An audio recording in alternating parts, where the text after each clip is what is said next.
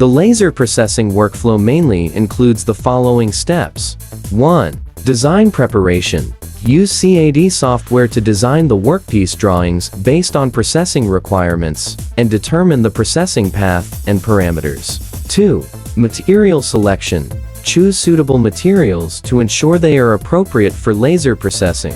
3. Equipment calibration. Adjust laser power, focal length, speed, and other parameters to ensure the equipment is in optimal condition. 4. Processing operation. Start the laser equipment and perform cutting, drilling, welding, or surface treatment according to the preset path.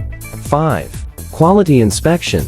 After processing, use measuring tools to check the workpiece dimensions, surface quality, etc., to ensure compliance with requirements. 6. Post-processing. Perform cleaning, polishing, or other subsequent treatments as needed. Laser processing is characterized by high precision and efficiency and is widely used in manufacturing.